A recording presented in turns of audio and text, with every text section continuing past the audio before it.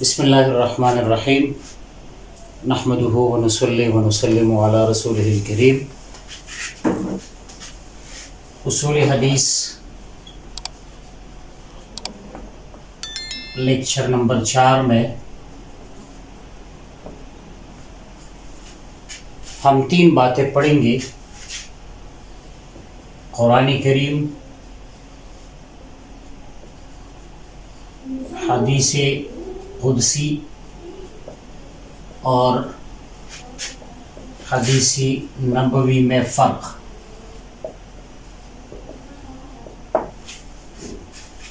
چونکہ ان تینوں کا تعلق وحی سے ہے، قرآن کریم بھی وحی ہے، حدیث قدسی بھی وحی ہے اور حدیث نبوی بھی وحی ہے، لہٰذا جب تینوں کا تعلق وحی سے ہے تو ہم کس طرح تمیز کر سکیں گے، پہچانیں گے کہ یہ قرآن کریم ہے، یہ حدیث قدسی ہے اور یہ حدیث نبوی ہے؟ سب سے پہلے ہم وحی کی طرف جاتے ہیں کہ وحی کیا ہے۔ وحی کی تعریف: وحی لغتاً الاشارۃ السریعۃ، یعنی جلدی سے اشارہ کر لینا۔ اب یہ اشارہ کبھی حسی طور پر بھی کسی چیز کی طرف اشارہ کرنا، یا لفظوں سے اور کلام سے بھی اشارہ، اس کو بھی وحی کہتے ہیں لغوی اعتبار سے۔ اصطلاحی اعتبار سے علامہ عینی رحمۃ اللہ علیہ وہ فرماتے ہیں: کلام اللہ المنزل علی نبی من انبیائہ،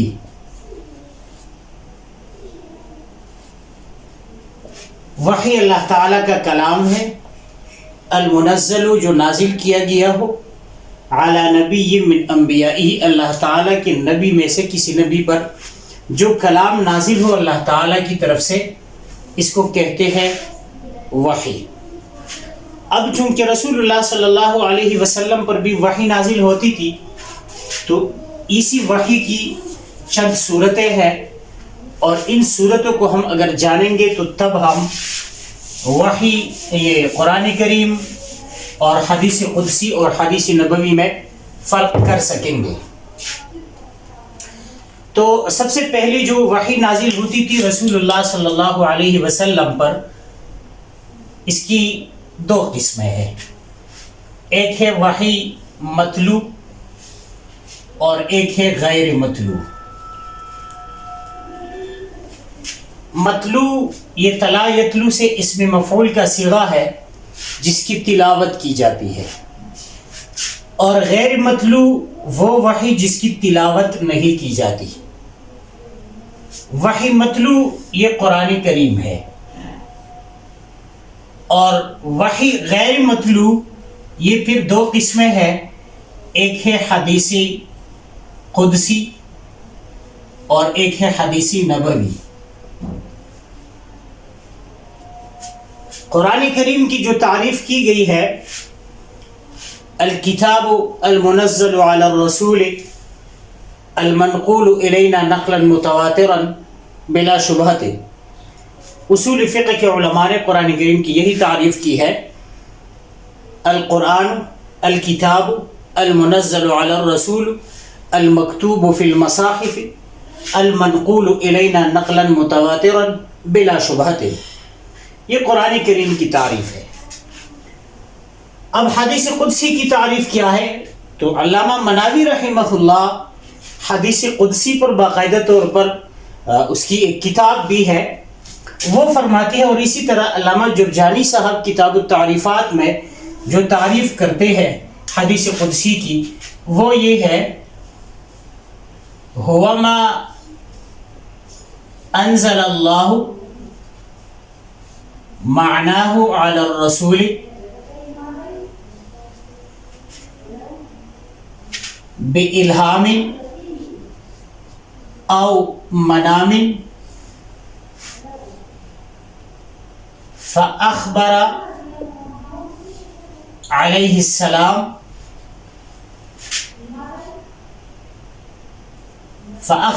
السلام عن ذلك المعنى بألفاظ نفسه. اسی سے ہمیں یہ اندازہ ہوا کہ حدیث قدسی کیا ہے. ہوا ما انزل اللہ، یہ وہ وحی ہے جو اللہ تعالی نے نازل کی ہے، معناہ اس وحی کا معنی، علی الرسول رسول اللہ صلی اللہ علیہ وسلم پر، بِإِلْهَامٍ او منام، الہام کر کے یا نیند کی حالت میں. فأخبر علیہ السلام، پھر نبی علیہ السلام نے اسی معنی سے خبر دیا، عن ذلك المعنی، اسی معنی سے، بِأَلْفَاظِ نَفْسِهِ، اپنے الفاظ پر. تو تعریف کا خلاصہ یہ ہوا کہ حدیث قدسی وہ مفہوم ہے جو رسول اللہ صلی اللہ علیہ وسلم پر نازل کیا گیا ہے اللہ کی جانب سے، یا یہ الہام کی صورت میں بھی ہو سکتا ہے یہ نزول، اور نیند کی حالت میں بھی. فأخبر علیہ السلام عن ذلك المعنی، پھر رسول اللہ صلی اللہ علیہ وسلم نے اسی معنی سے امت کو خبر کیا، امت کو یہی معنی بیان کیے، لیکن بالفاظ نفسی، اپنی الفاظ سے.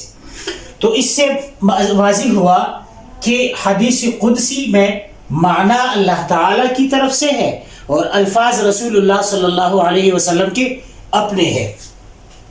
لیکن اس حوالے سے پھر حدیث نبوی اور حدیث قدسی میں ایک اشتراک پایا جاتا ہے. وہ یہ ہے کہ حدیث قدسی میں ہم نے پڑھا کہ مفہوم اللہ کی جانب سے ہوتا ہے، جبکہ الفاظ رسول اللہ صلی اللہ علیہ وسلم کے ہوتے ہیں. حالانکہ حدیث نبوی جو ہے، جس کا ہم تعریف کر چکے ہیں دوسری لیکچر میں، کہ ما اضیف الی النبی صلی اللہ علیہ وسلم من قول او فعل او تقریر، اور پھر تیسری لیکچر میں ہم نے اس کی وضاحت کی تھی کہ حدیث نبوی اور سنت اور خبر اور اثر میں کیا فرق ہے. تو یہی ساری تفصیل جو رسول اللہ صلی اللہ علیہ وسلم کی طرف منسوب احادیث کی ہے، تو وہ بھی الفاظ من جانب اللہ نہیں ہوتے، مفہوم اللہ کی طرف سے ہوتا ہے. الفاظ رسول اللہ صلی اللہ علیہ وسلم کے اپنے ہوتے ہیں. لہٰذا یہ بات واضح ہو گئی کہ وحی میں ما بہ الاشتراک یہ ہے کہ یہ تینوں وحی ہے، اس میں یہ سب مشترک ہے. تو پھر قرآن کریم میں، حدیث قدسی میں اور حدیث نبوی میں کیا فرق ہے؟ اب تینوں میں فرق یہ ہے، قرآن کریم اور احادیث قدسیہ.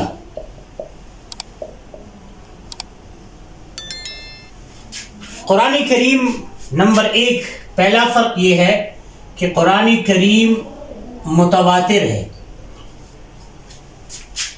یہ غیر متواتر ہے.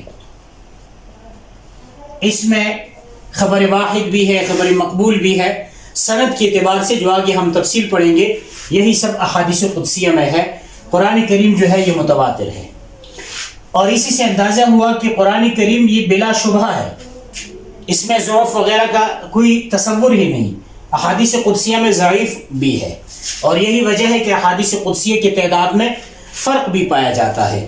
احادیث قدسیہ میں جو آخری کتاب لکھی گئی ہے، علامہ سبابتی رحمۃ اللہ علیہ نے لکھی ہے، 1150 روایات اس میں نقل کیے ہیں. اور تحفۃ العلمعی میں مولانا سعید احمد پالنپوری رحمہ اللہ وہ فرماتے ہیں کہ احادیث قدسیہ مکررات یہ 800 ہے، اور غیر مکررات جو ہے یہ 200 ہے. دوسرا فرق قرآن کریم اور احادیث قدسیہ میں یہ ہے کہ قرآن کریم اس کی تلاوت کی جاتی ہے، اور تلاوت کا مطلب یہ ہے کہ نماز میں ہم اس کی تلاوت کرتے ہیں تو تب ہماری نماز درست ہوتی ہے. لیکن احادیث قدسیہ اس کی تلاوت نہیں کی جاتی، یعنی اگر نماز میں ہم حدیث قدسیہ کی تلاوت کریں تو یہ اس سے نماز نہیں ہوتی. تیسرا فرق یہ ہے کہ قرآن کریم کی کتابت رسول اللہ صلی اللہ علیہ وسلم کی زندگی میں ہو گئی، اور احادیث قدسیہ یہ رسول اللہ صلی اللہ علیہ وسلم کی زندگی میں اس کی کتابت نہیں ہوئی، بلکہ بعد میں اس کی کتابت کر دی گئی. چوتھا فرق قرآن کریم اور احادیث قدسیہ میں یہ ہے کہ قرآن کریم کے الفاظ اور معانی دونوں من جانب اللہ ہے، یہ اللہ تعالیٰ کی طرف سے ہے، اور احادیث قدسیہ میں الفاظ آپ صلی اللہ علیہ وسلم کے ہیں، جبکہ معنی یہ اللہ تعالیٰ کی طرف سے ہے۔ پانچواں فرق قرآن کریم اور احادیث نبوی میں، احادیث قدسیہ میں، وہ یہ ہے کہ قرآن کریم میں روایت بالمعنی جائز نہیں، ناجائز ہے، اور احادیث قدسیہ میں جائز ہے۔ اسی طرح اس کے اور بھی زیادہ فرق بیان کیے گئے ہیں، اور آپ لوگ اس کی تفصیل کے لیے ڈاکٹر خالد علوی صاحب کی اصول الحدیث مصطلحات و علوم یہ کتاب آپ ملاحظہ کر سکتے ہیں۔ اسی طرح جامع احادیث القدسیہ علامہ صبابتی رحمۃ اللہ علیہ کی جو کتاب ہے، اس کا ترجمہ یہ ہندوستان میں شائع ہو گئی ہے، تجلیات قدسیہ، اور PDF میں بھی وہ مل سکتی ہے، تقریباً 6 جلدوں پر مشتمل ہے۔ تو ان میں سے کافی زیادہ فرق انہوں نے بیان کیے ہیں۔ اس کے حوالے سے آج میرے خیال سے یہی کافی ہے۔ جبکہ احادیث قدسیہ اور احادیث نبویہ میں کیا فرق ہے؟ احادیث قدسیہ یہ اس کی سند کی اختتام یہ اللہ تعالیٰ پر ہوتی ہے، یعنی رسول اللہ صلی اللہ علیہ وسلم جب سند پہنچا دیتے ہیں تو منتہا کے اعتبار سے رسول اللہ صلی اللہ علیہ وسلم احادیث قدسیہ میں یہ نقل کرتے ہیں، قال اللہ تبارک و تعالی، یقول اللہ تبارک و تعالی۔ تو سند کا اختتام یہ احادیث قدسیہ میں اللہ تبارک و تعالیٰ پر ہوتا ہے، جبکہ احادیث نبویہ میں رسول اللہ صلی اللہ علیہ وسلم پر سند کا اختتام ہوتا ہے، یعنی صحابی وہ روایت کرتے ہیں قال رسول اللہ صلی اللہ علیہ وسلم، سمعت رسول اللہ صلی اللہ علیہ وسلم۔ اچھا، دوسرا فرق احادیث قدسیہ اور احادیث نبویہ میں وہ یہ ہے کہ احادیث قدسیہ کی تعداد کم ہے، اور میں نے آپ کو بتایا کہ 1150 روایات، یہ ایک قول کے مطابق یہ ہے، بلکہ علامہ سید احمد پالنپوری رحمۃ اللہ علیہ وہ 800 بتاتے ہیں، جبکہ بغیر مقررات کے 200 بتاتے ہیں۔ جبکہ حدیث نبویہ کی تعداد جو ہے وہ بہت زیادہ ہے، بخاری مسلم سب کچھ ان کتابوں میں جو لکھا گیا ہے تعداد بہت زیادہ ہے۔ اسی طرح حدیث قدسیہ اور حدیث نبویہ میں ایک فرق یہ بھی ہے کہ حدیث قدسیہ اس میں زیادہ تر احکامات بیان نہیں ہوتے، بلکہ زہد اور اسی طرح بیرغبت، دنیا سے بیرغبتی اور ترغیب اور ترہیب کی باتیں اس میں کی جاتی ہیں، جبکہ حدیث نبویہ میں احکامات اور یہ سب کچھ بیان کیا جاتا ہے۔